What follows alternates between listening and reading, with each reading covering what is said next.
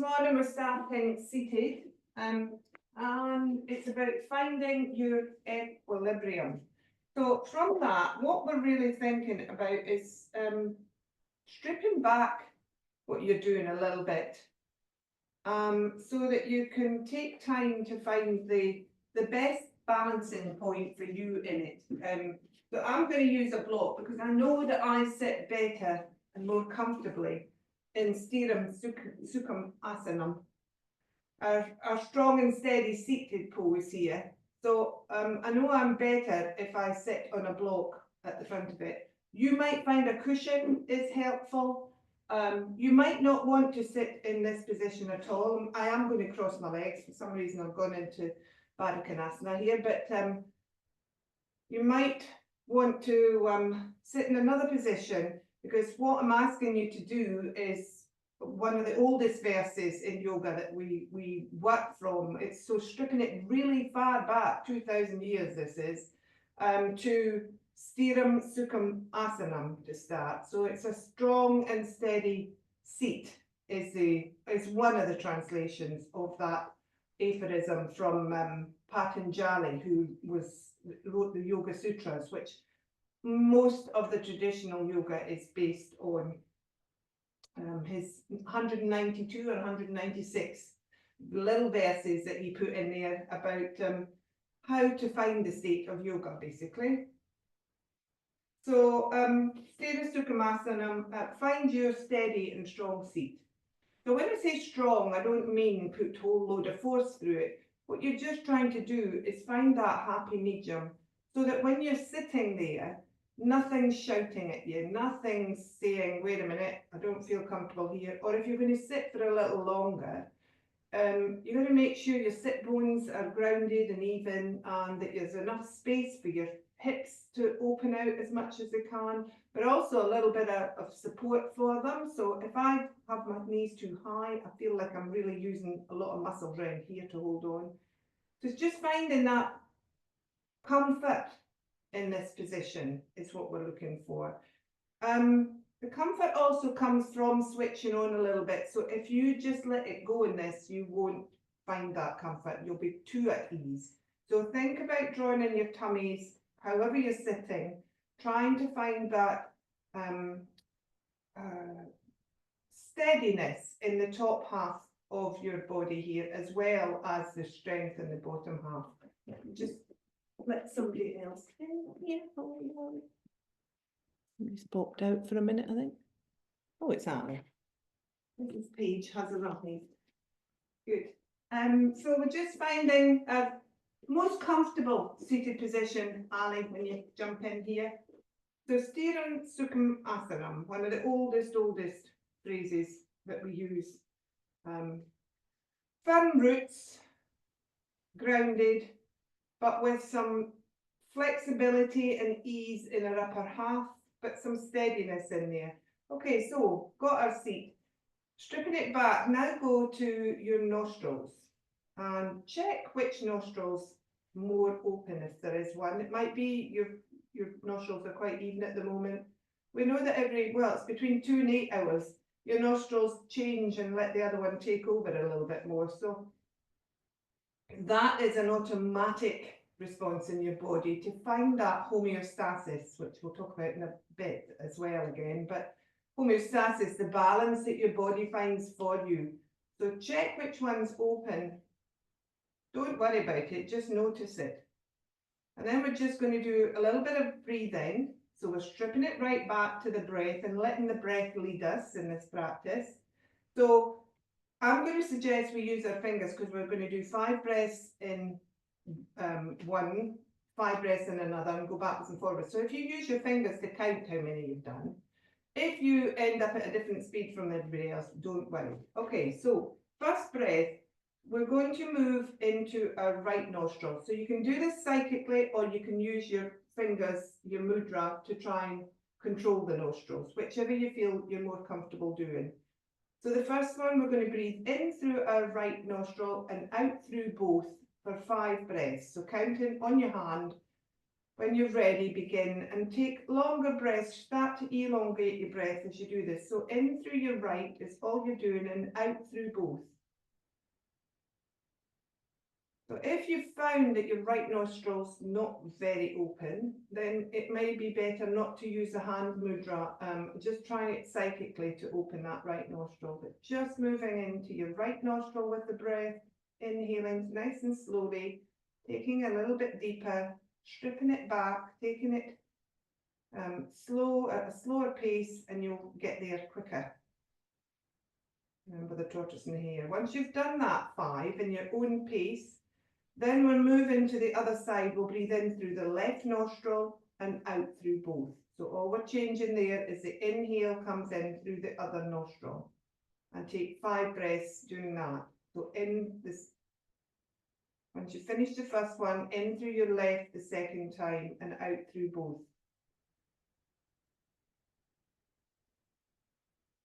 I'm not doing it. I'm not quite aware how long this is taking everybody, but just take it at your own pace. Try and make it as slow and comfortable as you can.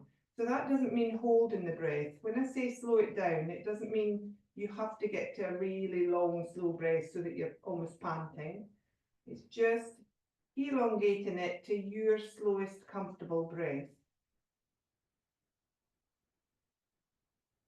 And if you get to the end of that before I say to change, then just sit and breathe for a second, let everybody catch up. Using your fingers just concentrates you on your mind gets drawn to doing something else because it likes to be active, your mind, remember. Doesn't like sitting still. Okay, so once we're finished those 2 breaths, we're going to do it the opposite way. We're going to breathe in through both nostrils, and this time exhale through your left nostril. So we're starting with the second one. So inhale through both, exhale through your left nostril. If you do it without your hand, if you're using your hand, pop it down and see if you can do it psychically. I don't know if that's quite the right word, but see if you can just work on your breath without closing nostrils off. Find that inhale through both, this one is, exhale through the left. 5 of those, and then move to the other side when you're ready. So inhale through both, exhale through right.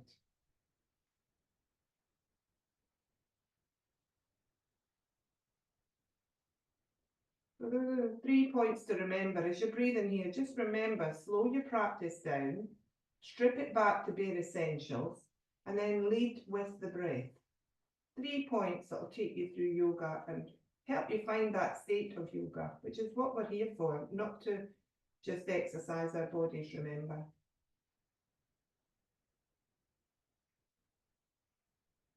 So once you've done 5 and on the exhaling through your right, just let go of the breath for a second, let it stabilize, let it come back to breathing for you. And then we're going to move from that duality to unity, which is another point that we try to reach with yoga. So you're moving from working with the 2 to working with the 1. So all we're doing here is breathing in through both and out through both. Nothing difficult. Your brain can cope with that. It might start to wander a little bit, so I'm going to talk a little bit while we do this. But don't worry about counting this time. Just breathe in through your nostrils for a nice slow breath. We say the count before, but if your counting helps you, then take a count and out through both nostrils. But try and make it even. So Samavriti breath, even breath. And move into the unity of using both nostrils here. So our right and left, we know Pingala and Ida nadis. The nadis are the channels that move through us, remember. Sushumna nadi is the central channel. So now we're moving both nostrils towards that central point. And while we're doing this, as we say, the brain needs to be busy. So here's a little fact about all this, which gets me a little bit confused with my rights and lefts. Your right nostril controls the left side of your brain. Right nostril, left side of brain. Left nostril, right side of brain. So already when you breathe in, you're using both sides of your brain here as well. And your right nostril controls the left side of your brain. What does the right nadi do? It's the active one, remember? So it's switching on your sympathetic nervous system, your fight and flight, as we sometimes call it, the active side of your nervous system. So the right nostril, left side of brain, active.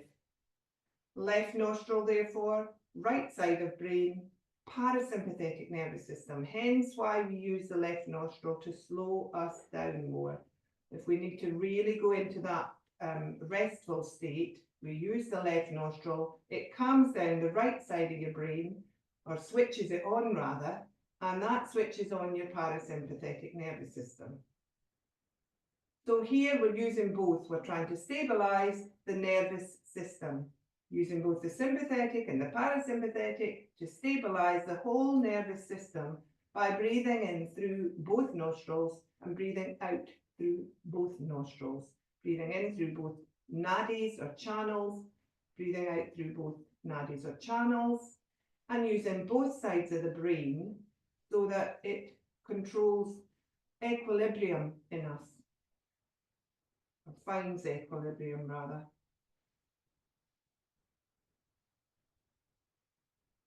Okay, so when you're ready, let go of the breath, keep your eyes closed if you can, and if you've got them closed, and just see if you feel a little bit more balanced, if you feel a little bit more like you're reaching that state of unity rather than going off in two directions. Okay, so a little bit of movement now. You can stay in your block if you're more comfortable. You can swap your legs, you can change seated position. We're just going to move the upper body, so find comfort in the lower half, but make sure it feels steady so that you can move. I'm just going to uncross, recross my legs. My ankles are getting a bit tired. So usually when one point of the body tells you to move it, then that's the time to move it. It's too much is going into that area. Okay, ready. When we're ready, we're just going to inhale, take the arms up above the head, nice slow breath. Exhale down. So as you do this, find that bit of steadiness now in the upper body, through the shoulders, not so tight that you can't move them, but you're having to use your body weight here. You're lifting up your arms, so your shoulders have to switch on a bit at that spot on the back of your body between your shoulder blades. Think of drawing that in and using that part in the back of your body to take the weight up and down of your arms as you breathe in and out. One more, and then we're going to use just one arm and take a little bit of a side bend. So you go with whichever side of your brain wants to go. So it's either right or left. You take the one that you feel more comfortable taking first. And then just a gentle side bend. So side bend, remember we lift up and over and draw the side body down on the other side. Inhale back up to the top, exhale that arm down. Take one on the other side, inhale up, but think of moving the spine up as well as you then side bend on your exhale. Back up to the top, take one more on each side. So repetition helps us to strip it back a little bit because we're so used to this movement. You can really think of what's happening in the body. Think of that top shoulder. Is it open at the front? Are you rolling forward a little bit? Do you need to switch your tummy muscles on a little bit here to find that sthira in the bottom half of this position? Are you folding or are you bending over at the waist? Remember how we do this. It's agonist, antagonist. Both sides of the body work in tandem here. Okay, so left or right arm, whichever was your first, goes back up again. Stay up at the top, exhale over, take a little bend, and we're going to take that roll now. So in the next inhale, take the shoulder back and open your face up to that top corner. Inhale forward. Take two more of those and we'll hold in the third one. Inhale, roll that top shoulder open. Use your hand on the other side to stabilize you if you need a little bit of help here. Think of what you're doing, where you can make this a little bit more comfortable for yourself, and hold the third one open. So it doesn't matter where you've got to. If you've gone too far and you're really pulling back and straining here, take it off about 5%. Just let your body settle a little bit more. See if you can just move something. I'm moving my top arm a little bit because the weight then doesn't feel quite so heavy in my underarm area. So adjust yourself, adjust to find that comfort or that ease that you can in this position. Where are you switching on too much? Maybe in your hips, maybe you can release them a little bit more. Maybe you need to switch on more. Maybe you need to switch your tummy on to help your lower back here. Breathe in when you're ready. Exhale, roll forward. Inhale back up to the top. Exhale that arm down. Take a minute there, just take a rest. Feel the power going through, possibly you want to call it, the energy going through wherever you've moved. But it may not be where you think it is that you can feel the power. Is anything feeling that nothing's moving through it? So it might be, I can feel my right leg seems to have got stuck. So I'm just going to move it a little bit and shake out because I've gone too strong in that area. Okay, same thing other side. Inhale. Right arm up in my case, other arm, whichever's your opposite arm, over to the side.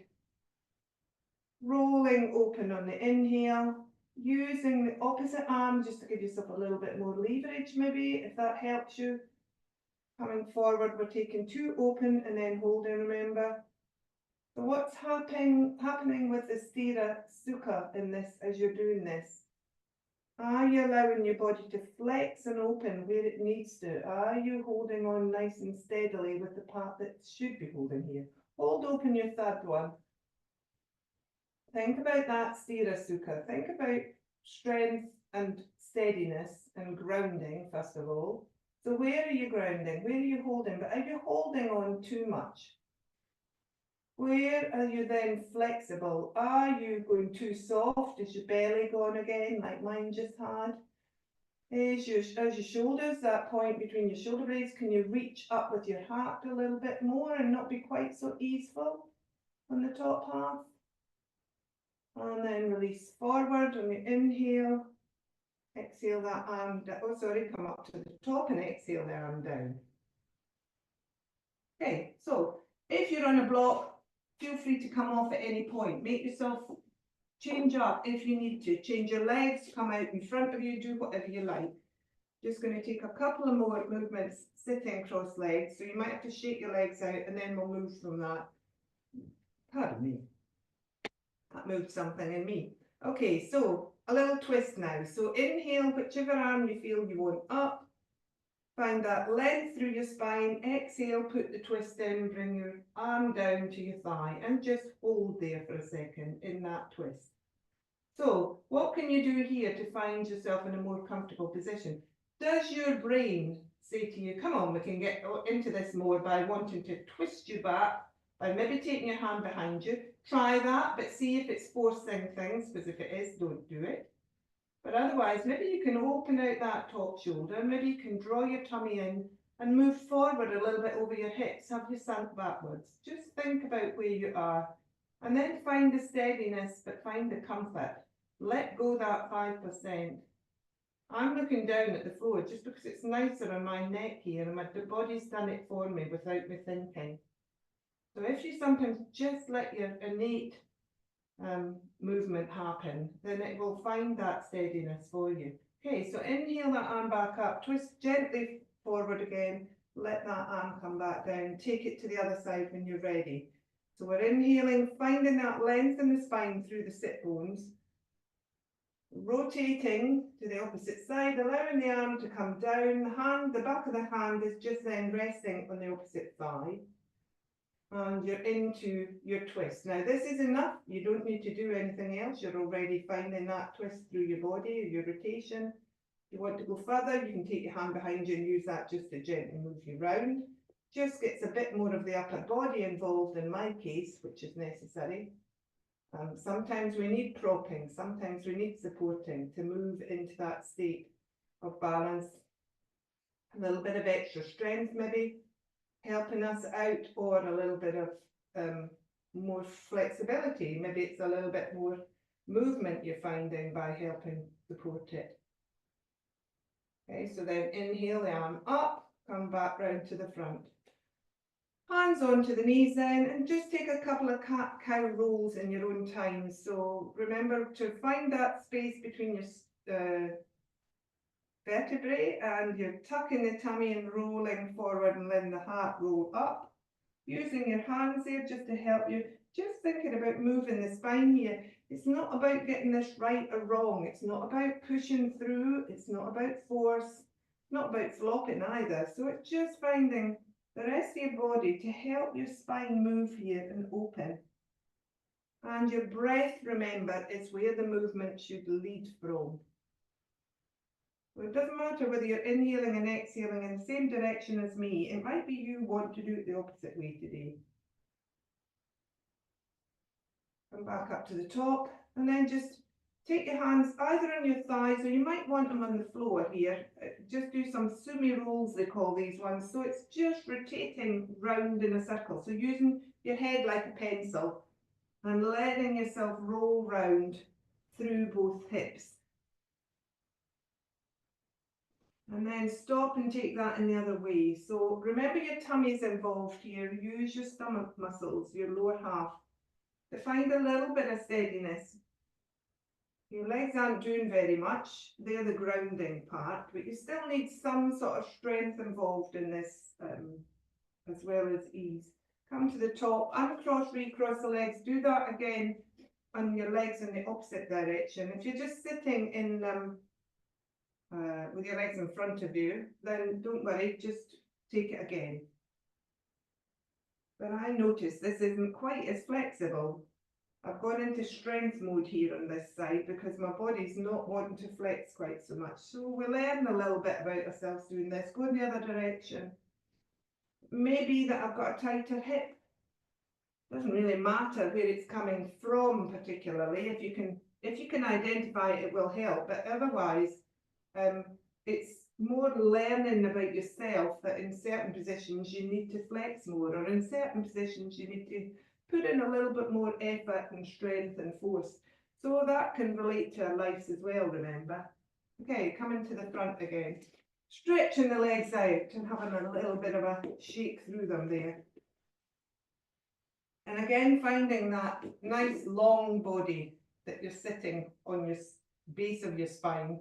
Find the rest of your spine, draw it up. Don't need to have it completely straight. You can have a little bit of a curve in it. Remember, it's how your natural state of your spine is. You don't want to be bowed straight. Okay, so then bring in your right leg and just have a little squeeze in half Appanasana there.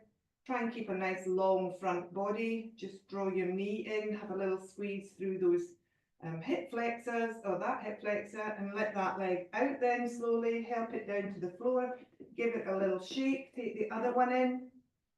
Nice and gently squeezing, but not forcing. You're not forcing the leg back. If you're out here, then that's fine.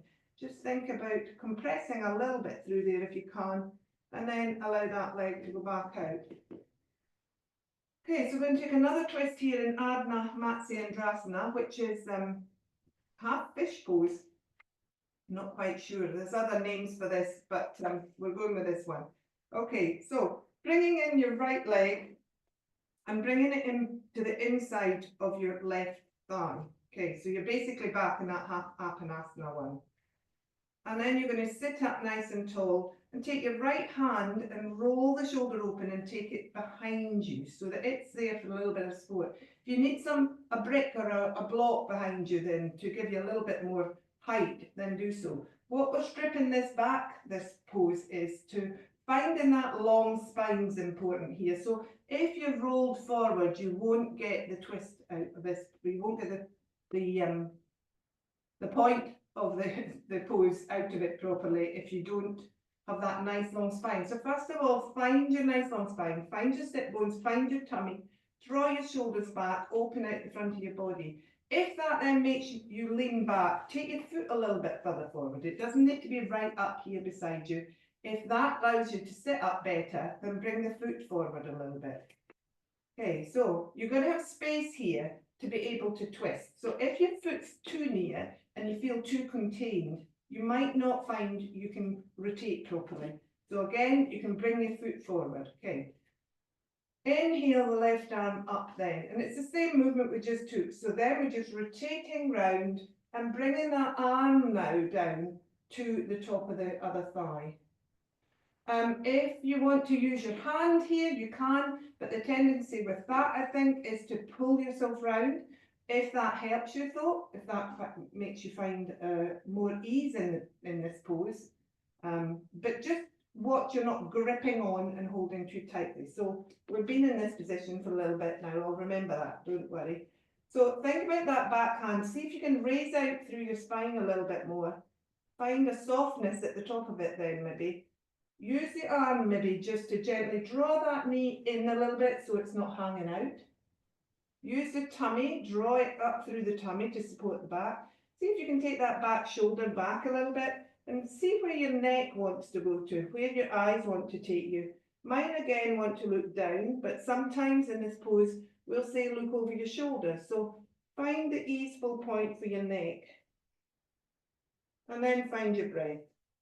Couple of breaths more here. We've been in it for a little while this side. And then to come out, lift the head first of all, remember. Rotate gently and bring the arm back down. Swap sides, take it on the other side. Have a shake out in between if you need to. Remember the leg.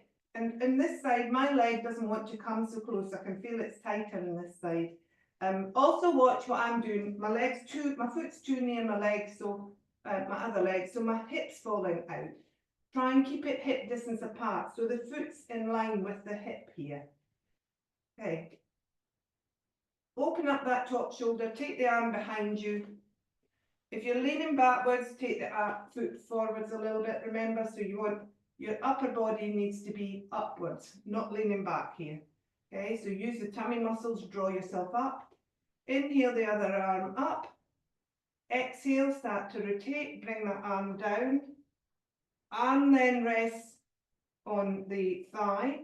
Watch that leg's not falling out and drawing you and your spine therefore into quite a precarious position. So you want to draw that leg in if you are falling out. Use your arm to do that. Find that upper shoulder, the back shoulder rather. See if you can just open it a little bit more by squeezing that little spot between your shoulder blades, just gently. And then use your instinct to tell you where to put your head, where your eyes want to look, to find ease. If we were going for strength and really stretching out here, then we'd say look behind you. If you want to find comfort somewhere in this pose, then find it by looking down at the floor. Thinking of the long leg this time, see if you can now just switch on that foot by flexing it. And that might pull you up a little bit more. But don't switch it on so much that the only thing you can feel is that leg switched on. Move around the pose. Find where you need to put a little bit more strength in. Find where you need to put a little bit more ease into it. Find the happy medium. And breathe. And then taking the arm up, head first comes up to centre. Rotate back round and bring the hand back down. Have a little shake through. Okay, so we're going to come to a state of balance or two here, and we're going to strip them back a little bit, some of them. So first thing is, make sure your bricks are nearby at this point. First thing is, come onto your knees, and we're going to come up to the first balance is on our toes. So use hands on the floor here, bring the bricks in if you want to be able to sit up a little bit higher. You can put them on tall in front of you in case you're going to need them for the balance. Step onto one foot on the ball of the foot, onto the other. Now you're in that balance on the bottom half. If you're feeling a bit wobbly, maybe your hips and feet are not in line, so open your stance a little bit more or narrow it, whichever. Feet should be under your hips here. Your hips should be resting on your heels. You draw your tummy in. You can use the bricks, remember, as extra balance here, or a wall behind you. That's what I said about a wall or a chair. But draw the tummy in and see if you can lengthen up from your tailbone up through to your crown. So tuck the chin a little bit so you're not chucking your head backwards. Tuck your chin. And then if you feel that you can stabilise, I'm just walking the fingers slowly back. You can bring your bricks back with you, stick them beside you if it helps you. you can take your hands off them slowly, maybe one at a time onto your thighs, one at a time up into Anjali Mudra. Don't need to do this. You can get into the pose with the support of the bricks without moving your hands off it. Obviously, you have to balance a little bit more if you take your hands off the bricks. Without the support, we need to find that inner balance, that inner equilibrium. So move towards your center point, move your tummy back and tuck your bottom maybe a little bit. So bring the front and back body in towards each other. See if you can draw your side bodies in at the waist a little bit towards each other. Draw your shoulders back towards each other. And breathe. So those that have still got their hands on the bricks, just for one breath, see if you can bring your hands to your thighs or even up into Anjali Mudra. Those of you that are in Anjali Mudra, see if you can take your hands up above your head. Give yourself a little challenge. If you want a real challenge, shut your eyes, but I'm not going to try that one this morning. Okay, then come out of that one. We're going to stand up now, so just gently use your bricks if you've got them there. Roll up and come into half fold. Not half fold, sorry, forward fold. Okay, so just soften the knees. Make sure you've got a little bit of softness in there. Pad the feet a little bit if you can, your toes. Have a little shake through your hips. Have a little swing through your arms. And then we're going to roll up or sweep up, but I'm going to roll this morning. So take it easy. Roll up, open up slowly, look along the mat. Take it slowly, come up into Tadasana. Okay, so 3 points, remember, slow your practice down, strip it back to the bare essentials and lead with the breath. Okay, so we're going to do a couple of standing balances while we're here. We're going to strip it back. We're going to take 3 standing balances that actually are very much one when it comes to the third one. So the first one's tree. So find your standing leg. I'm going left leg, doesn't matter which one you start on, but find your standing foot first of all. Remember the triangle. Wiggle your toes aren't involved. Remember the hip comes in towards that centre line. Find the strength through there. And then, not using the breath, sorry, lift that other leg up, thigh roughly in line with the hip, turn it out, and then bring it into wherever's comfortable. Steady tree at the bottom half, just taking cramp. Okay, steady tree at the bottom half. Now, the leg position doesn't matter, and now they don't even say worry about your knee being pushed by your foot.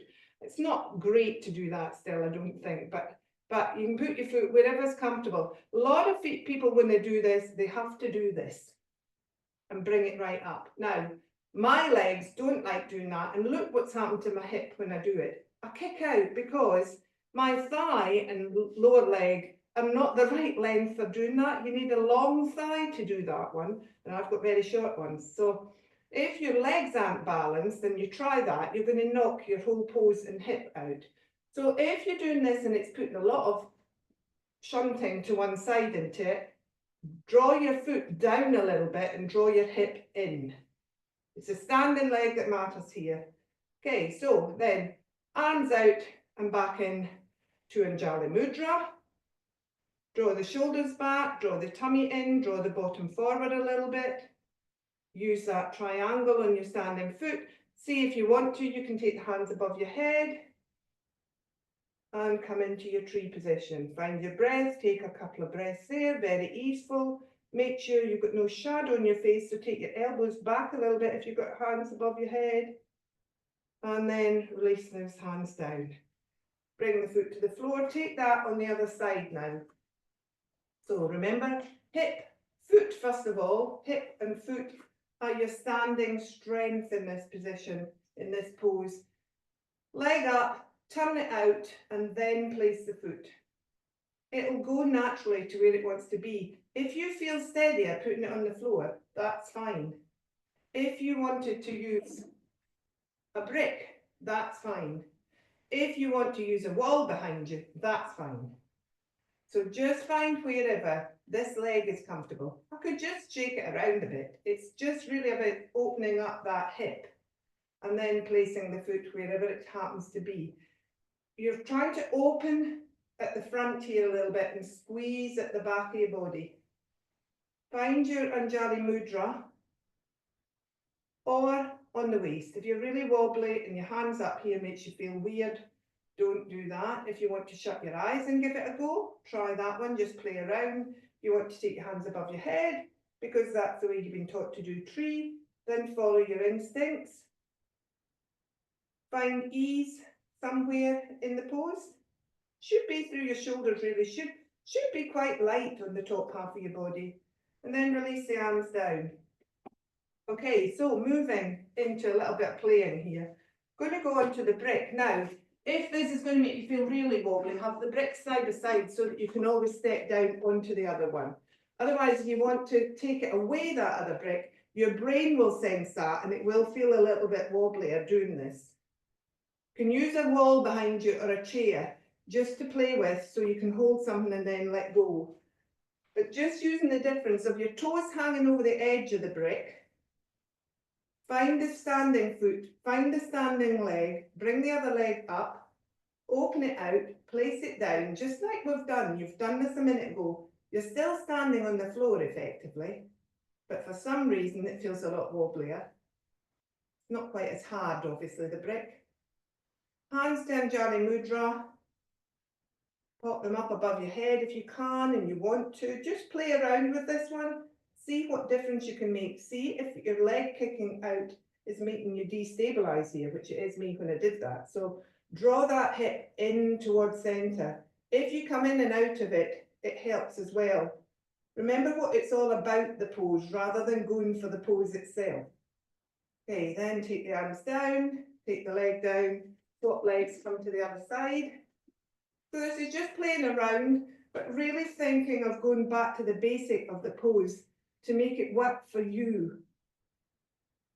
Oops, and noticing this side is much wobblier today for some reason. It's normally my strong side. See if you can just play around with the upper half and keep that balance on the brick.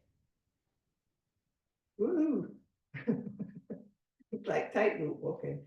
Go back to your foot, see what's happening. Are you clawing with your toes? Because remember, your toes shouldn't really be involved. Lift them up. Move into the ball of the foot and the heel of the foot, remember. It's your big toe, your little toe, and your heel of the triangle.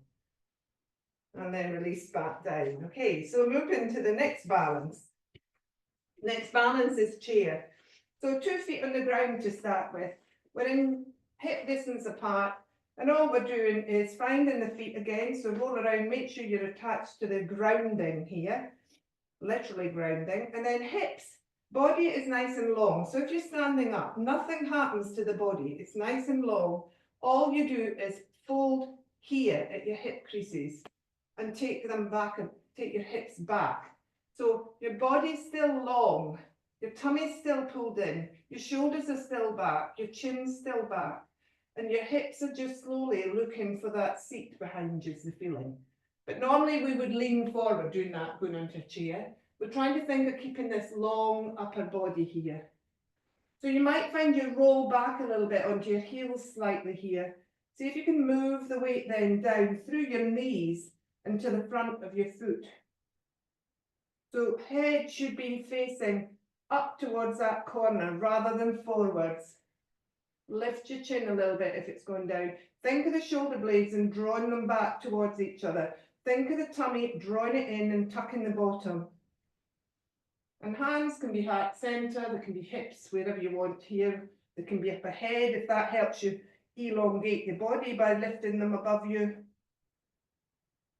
And find the breath for a couple of breaths. Use your breath to lead the movement. Not that we're moving. And then come up to standing. Grab your bricks again and stand on both blocks this time.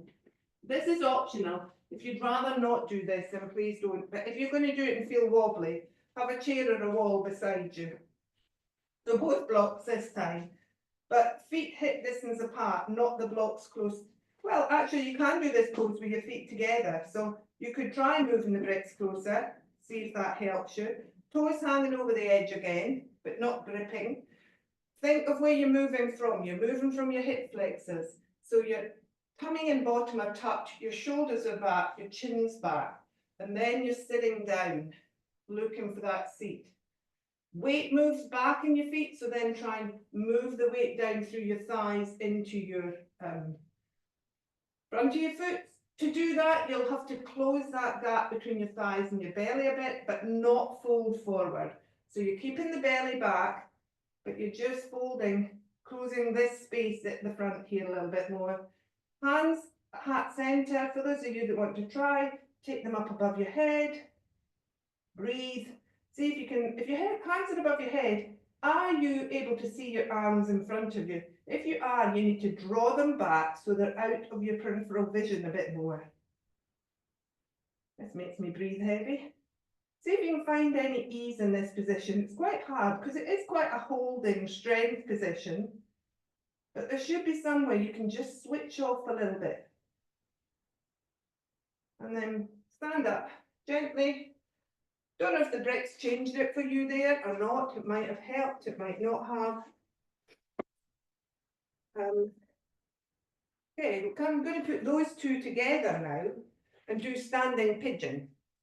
So it's basically tree leg, still find your strength in the tree leg, and then sit down as if you were going into chair position on that leg.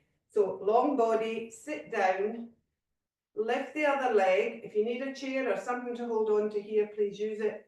Fold that leg and draw it over into a figure of four. Foot should be flexed here.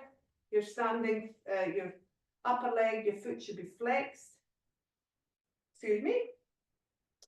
So you're sitting down as if you're going into chair, and you're almost in half Utkatasana here, your cross-leg pose. A lot of balances going on here. Watch that hips not throwing itself out, draw it back in. I'm watching myself in the video here. Draw your tummy in. Think of that upper body being nice and long from shoulders to hips. Draw down a little bit more through your seat if you can, and sit down a little bit more. Use your hands just here flexible to balance. And then if you're going to come with me, you can either go into Anjali Mudra here, you can keep your hands here. We're going to do it just for a second or two on this side. Hands out, and we cross our hands and we come into a figure of four.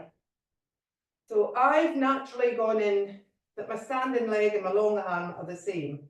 You can do it whichever went naturally there. Think of lifting those arms up a little bit. So think of shoulders here, drawing them back. Think of tummies. Think of balance. And then stripping it all back to Tadasana, come back to standing.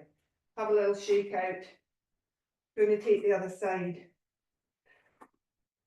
So as we do the other side, move into it on your own. Think about what you're doing. Think about the standing foot, standing leg, etc. Think about where you're moving into that chair leg from. Flex that other foot. Come into your figure of four. Figure of four arms. I'm not going to do it myself because I can't talk through that. But think of what's happening with the upper body. Try and find that state of balance so that you're feeling completely at ease in the upper body before you go into the arms. So the state of balance is in the lower half in this pose. Well, no, sorry, not the state of balance, the steadiness, the Sthira. So Sukha, the ease is in the upper body here. Trying to find that ease. Yoga's aim altogether is to resolve our blockages and our obstructions in us. Physically, mentally, spiritually, everywhere in your life, to resolve your blockages. That's the point of yoga, to clear paths, to clear the Kleshas, which are things that hold us. And they come from something called dukkha, which is the opposite of sukha. It's all the badness, basically. The suffering, the pain, which we cause ourselves. We cause a lot of these blockages.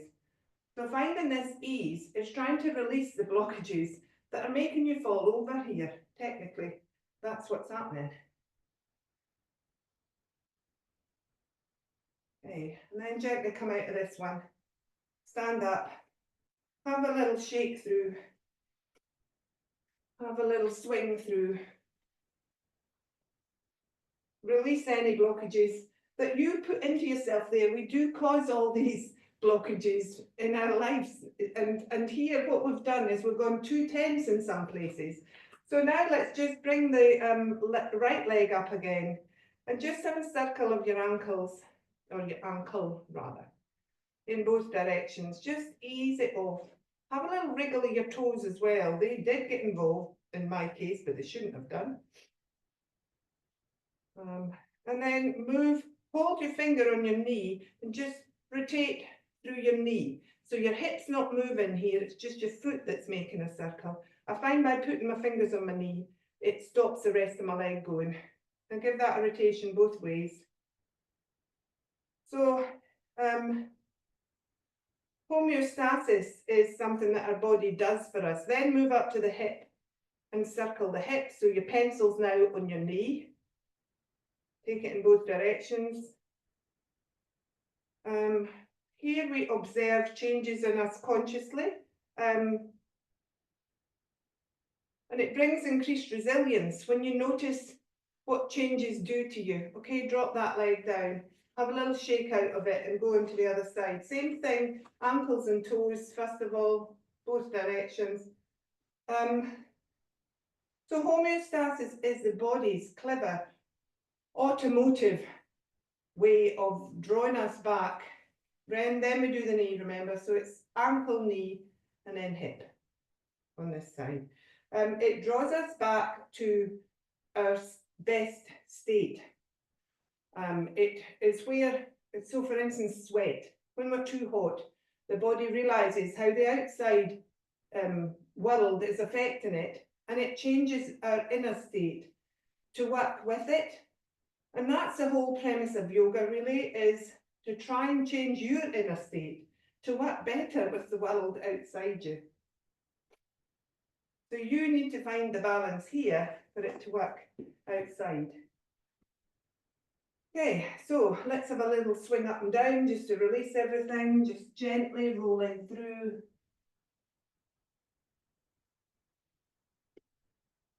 Oh, lots of cracking going on in my case.